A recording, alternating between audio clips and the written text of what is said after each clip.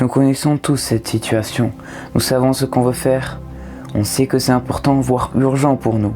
Et pourtant, nous remettons à plus tard, car on se dit que c'est pas si important que ça. Ce n'est pas que nous sommes faibles. Alors, une question nous vient à la tête. Pourquoi on procrastine, même quand nous voulons sincèrement avancer?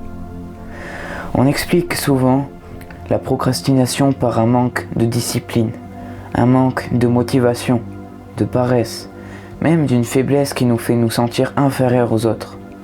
Mais cette explication n'est pas vraie. Il faut juste aller à la source de cela. Si nous étions paresseux, nous ne ressentirions pas cette tension intérieure, cette frustration, malheureusement inévitable.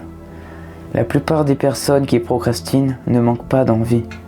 Elles regardent juste leur projet et se disent que c'est trop dur, qu'elles n'ont pas l'énergie. La procrastination n'est donc pas un problème moral. Il est plus profond que ce qu'on pense. Pour comprendre la procrastination, il faut comprendre une chose essentielle. Notre cerveau n'est pas conçu pour le long terme. Son rôle est de préserver l'énergie, éviter l'inconfort et rechercher un soulagement immédiat ou de bonnes sensations comme la dopamine. Lorsqu'une tâche est associée à de l'effort, de l'incertitude, une peur de l'échec ou simplement de l'ennui, le cerveau l'interprète comme une forme de menace. Pas une menace grave, mais une menace émotionnelle. A l'inverse, repousser la tâche procure un soulagement immédiat. Dire « je le ferai plus tard » apaise la tension. Le cerveau se calme. C'est pourquoi le cerveau préfère un petit confort maintenant à un bénéfice plus important plus tard. Ce n'est pas une faiblesse, c'est une logique de protection. Je vais maintenant parler de mon cas personnel. Avant, j'étais comme tout le monde. Je scrollais les shorts, YouTube, j'avais mon téléphone en permanence avec moi. Donc à chaque fois que je voulais réaliser une tâche, je faisais d'abord les choses précédentes. Ensuite, je me rendais compte que je n'avais plus le temps et je remettais la tâche au jour d'après. Mon exemple est le suivant. Pour mon anniversaire, j'ai reçu un kit pour faire pousser des morilles qui est un champignon comestible. Je savais que je devais le faire en août, sauf qu'à cause de ma procrastination, j'ai fini par le faire que 3 ans après. Le problème, c'est que la motivation n'apparaît pas avant l'action, elle apparaît après.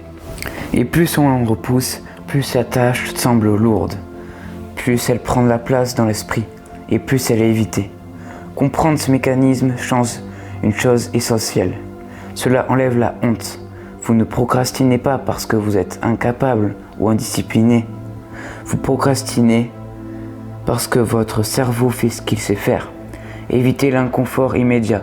Comprendre cela ne supprime pas l'effort à fournir, mais cela permet d'arrêter de se juger. Et parfois, cesser de se juger est déjà une première forme de clarté. La prochaine fois que vous procrastinez, essayez simplement d'observer ce qui se passe, sans vous critiquer, sans vous forcer, juste pour comprendre. Car comprendre pourquoi nous résistons est souvent le premier pas vers un changement plus calme et plus durable. Alors oui, pour enfin battre la flemme, il faut la comprendre. Mais si on veut de meilleurs résultats, il faut avoir des solutions pour commencer ce changement. Et je t'en parlerai une prochaine fois. Voilà, c'est la fin de cette vidéo. J'espère que cela te motive maintenant à faire ce dont tu as toujours voulu. On continuera de traiter de ce sujet dans de prochaines vidéos.